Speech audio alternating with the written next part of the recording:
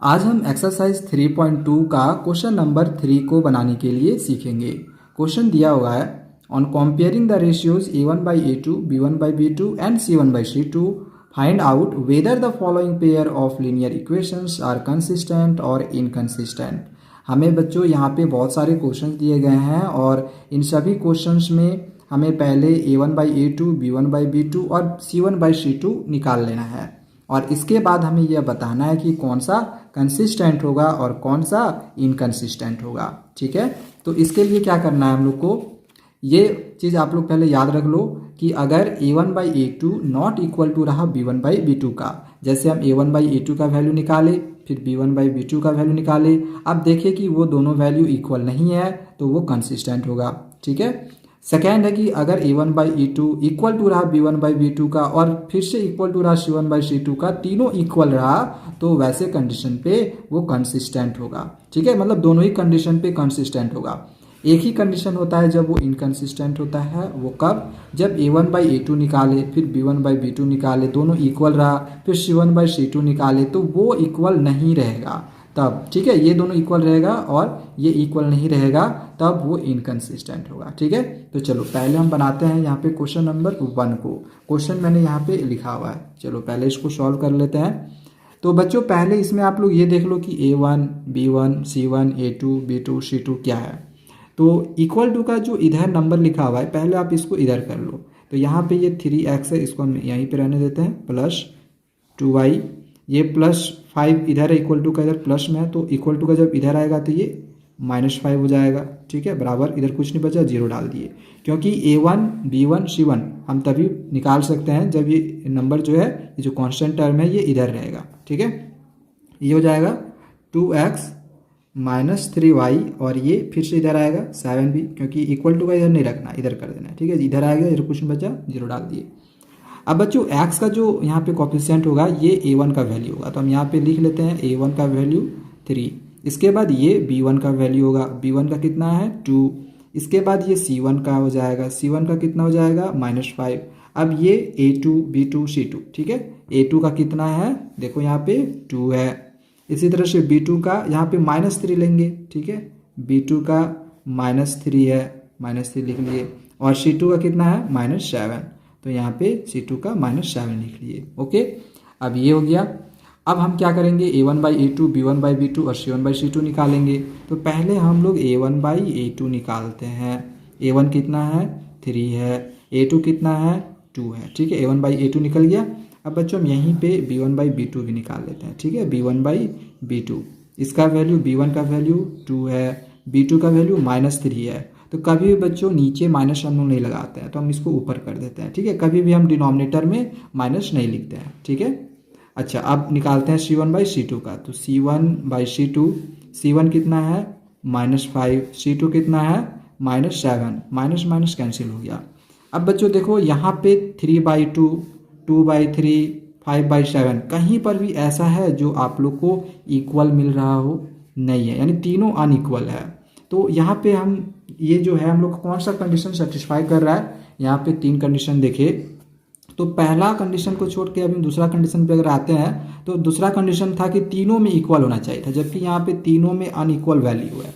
दूसरा कि 2 इक्वल होना चाहिए, 1 अनइक्वल होना चाहिए, जबकि इसमें हम देखें तो एक भी इक्वल नहीं है। तो हम लोग का जो फर्स्ट कंडीशन है यही सेटिस्फाई कर रहा है कि a1 by a2 not equal to रहा है b1 by b2 का, मतलब ये वैल्यू और ये वैल्यू इक्वल नहीं है। ठीक है, ये 3/2 है, 2/3 है, इक्वल नहीं है। ठीक है, तो ये कौन सा इसमें क्या हो जाएगा, कंसिस्टेंट होगा, क्योंकि हमें क्वेश्चन में ये बताना था कि ये कंसिस्टेंट है, ये जो इक्वेशन यहाँ पे दिया हुआ था ये कंसिस्टेंट होगा या फिर इनकंसिस्टेंट होगा। तो यहाँ पे हम देखें कि ये इस कंडीशन को सेटिस्फाई कर रहा है कि a1 by a2 not equal to b1 by b2 हो रहा है, तो ये कंसिस्टेंट को सेटिस्फाई कर रहा है। तो हम लोग सॉल्यूशन में यहाँ पे लिखेंगे इस तरह से कि सिंस, या फिर आप यहाँ पे sin सिंस भी लिख सकते हो या फिर साइन भी दे सकते हो, a1 by a2 not equal to रहा b1 by b2 का।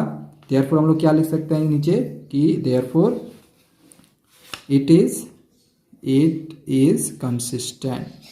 ये a1 by a2 not equal to b1 by b2 है, तो ये कंसिस्टेंट है। ठीक है, तो ये बच्चों क्वेश्चन नंबर 1 हो गया। इसी तरह से आगे आप क्वेश्चन नंबर 2 को भी बना सकते हैं। अब क्वेश्चन नंबर 2 में आप यहाँ पे किताब में देख सकते हो, क्वेश्चन दिया हुआ है 2x - 3y = 8। ठीक है, इस तरह से दिया हुआ है 2x - 3y।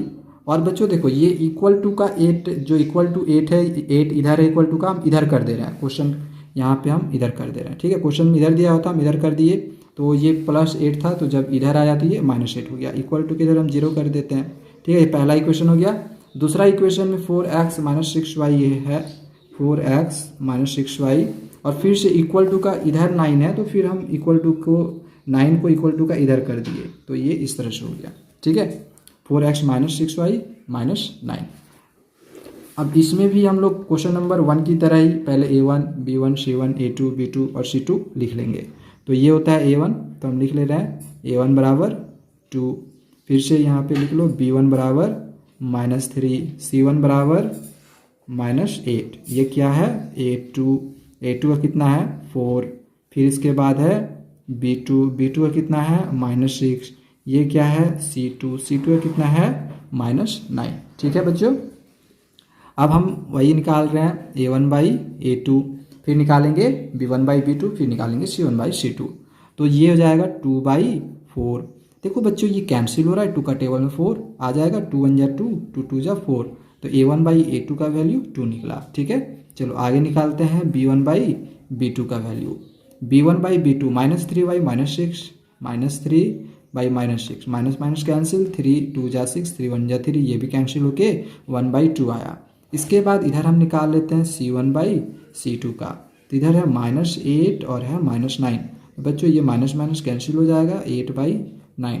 अब बच्चों यहाँ पे आप ये देख रहे होगे कि ये और ये इक्वल है और ये इक्वल नहीं है, यानी कि a1/a2 इक्वल टू है b1/b2 का और नॉट इक्वल टू है c1/c2 का। 8/9 इक्वल नहीं है, a1/2 1/2, यहाँ पे 8/9, तो ये दोनों तो इक्वल है बट ये इक्वल नहीं है। तो ये किस कंडीशन को सेटिस्फाई कर रहा है, a1/a2, और सॉरी यहाँ पे इक्वल टू होगा, a1/a2 इक्वल टू, क्योंकि 1/2 इक्वल है, तो a1/a2 इक्वल टू होगा b1/b2 का। ये दोनों इक्वल है तो ये दोनों इक्वल हो गया, और ये इक्वल नहीं है, यहाँ पे 1/2 है लेकिन ये 8/9 है, तो not equal to c1/c2, c1/c2 का इक्वल नहीं है।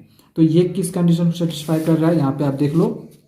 तीसरा वाला जो कंडीशन है a1/a2, यहाँ पे देख लो a1/a2 इक्वल टू है b1/b2 not equal to c1/c2, तो ये क्या है इनकंसिस्टेंट, तो ये हम लोग का क्या हो जाएगा इनकंसिस्टेंट। तो इस तरह से बच्चों बस आप लोग को इट इज़ इनकंसिस्टेंट लिख लेना है। ठीक है, ये हम लोग का हो गया क्वेश्चन नंबर 2 का आंसर। अब आगे बच्चों हम लोग क्वेश्चन नंबर 3 को बनाने के लिए सीखते हैं। आप अपने किताब में देख सकते हो जो क्वेश्चन हम लोग का दिया हुआ होगा। क्वेश्चन में दिया हुआ है 3/2x, आप अपने किताब से क्वेश्चन को मिलाते जाओ। ठीक है, इसके बाद है मैं यहाँ से किताब से देख के लिख लेता हूँ 5/3y, और बच्चों यहाँ पे इक्वल टू 7 दिया हुआ है। हम चाहते तो इधर करके भी 7 लिख सकते थे, कोई बात नहीं, अगले स्टेप में हम लोग लिख लेंगे। और एक यहाँ पे इक्वेशन दिया हुआ है 9x - 10y और इक्वल टू 14। ठीक है, अब पहले हम लोग क्या करते हैं, इसको इधर करते हैं, इसको इधर करेंगे।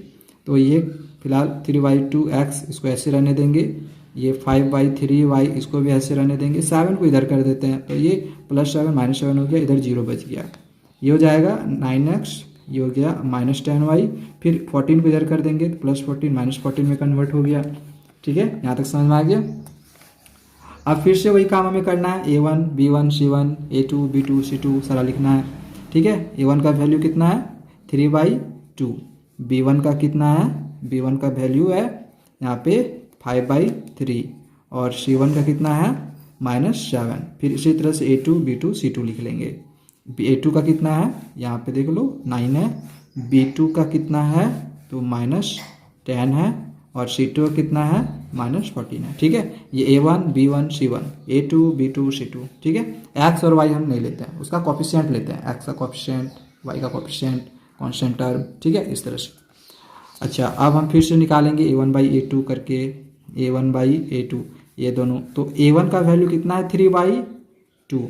अब बच्चों देखो a1 का वैल्यू 3/2 है, अब इसका बाई करेंगे ठीक है, इसका बाई में कितना है 9। तो बच्चों यहाँ पे करने की आवश्यकता नहीं है, आप 9 को यहाँ पर भी कर सकते हो। ठीक है, इस तरह से भी आप लिख सकते हो, क्योंकि देखो बच्चों यहाँ पे होता है किस तरह से, मैं यहाँ पे आप लोग को समझा देता हूँ।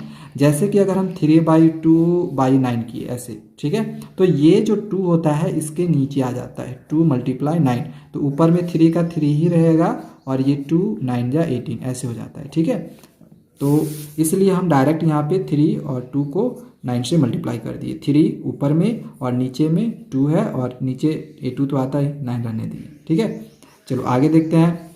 अच्छा, ये अगर कटेगा तो काटना है, 3 1 जा 3, 3 3 जा 9, तो ऊपर में 1 हो गया, 2 3 जा 6 हो गया। चलो आगे देखते हैं B1/B2 को। इसमें बच्चों दिया हुआ है 5/3। अब फिर से B2 का वैल्यू -10 है, डायरेक्ट यहाँ पे -10 लिखेंगे इस तरह से। ठीक है, बाई करके आपको 10 लिखने की आवश्यकता नहीं है, क्योंकि फिर से वो 3 से मल्टीप्लाई हो ही जाएगा। किस तरह से होगा अभी हमने कुछ देर पहले सीखा। अच्छा, ये भी कट रहा है, 5 2 जा 10।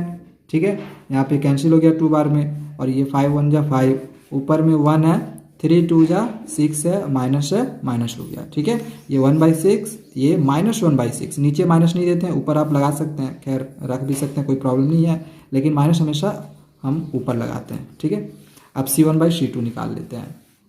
C1/C2, C1 का वैल्यू यहाँ पे देख लो -7 है, -7 लिखे, C2 का -14 है, -14 लिखे, ये और ये कैंसिल हो गया, और इसको काट लो, 7 2 जा 14 होगा, 7 1 जा 7, तो इस तरह से 1/2 निकला।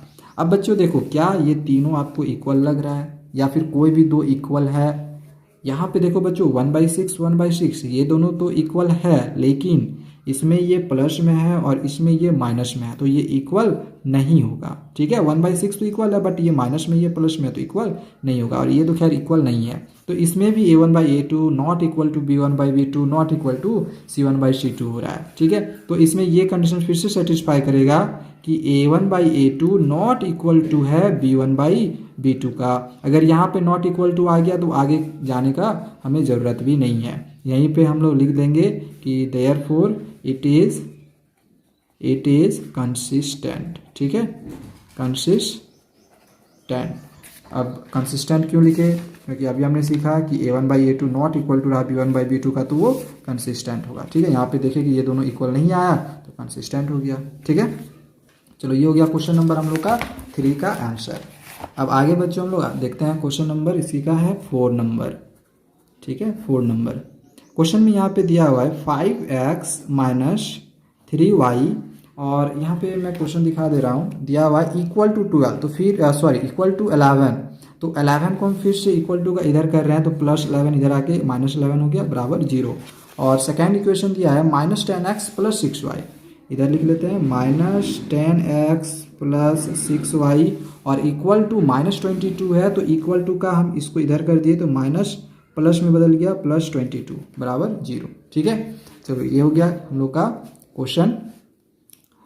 अब इसमें फिर से हम A1 B1 C1 A2 B2 C2 जो भी होगा उसको लिख लेते हैं। A1 कितना है 5 है, फिर से B1 कितना है -3 है, C1 कितना है -11 है। अब यहाँ से लिखते हैं A2 कितना है -10 है, B2 कितना है B2 6 है, C2 कितना है C2 22 है। ठीक है, अब हम A1/A2 निकालेंगे, A1/A2, A1 का वैल्यू 5, A2 का -10, इसको कैंसिल कर सकते हैं, 5 2 जा 10, 5 1 जा 5, तो इस तरह से -1/2 हो गया। ठीक है, नीचे माइनस नहीं रखते हैं, ऊपर कर दिए।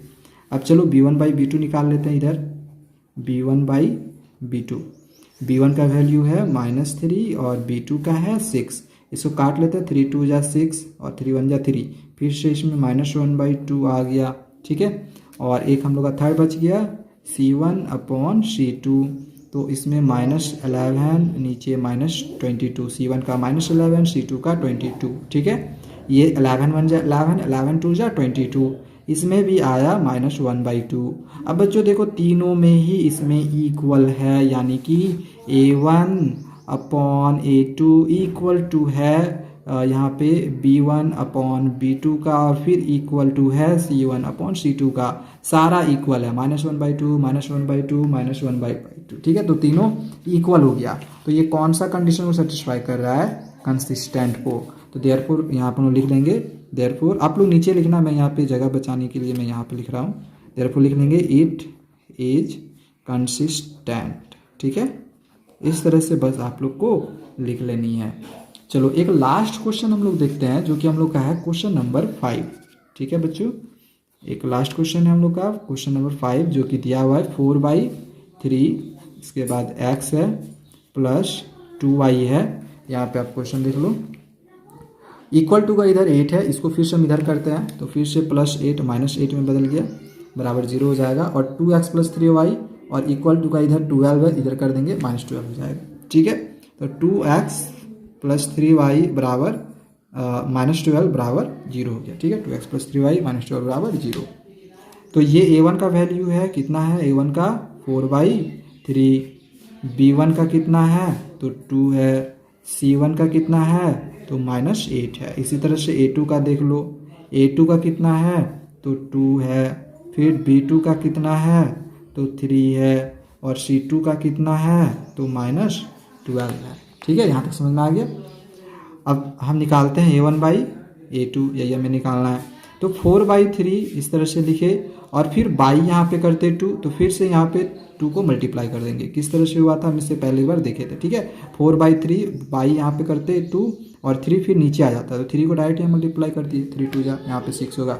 खैर यहाँ पे काट सकते हैं, 2 2 जा 4 हो गया, 2 कटे 1 4, 2 बाद में आया।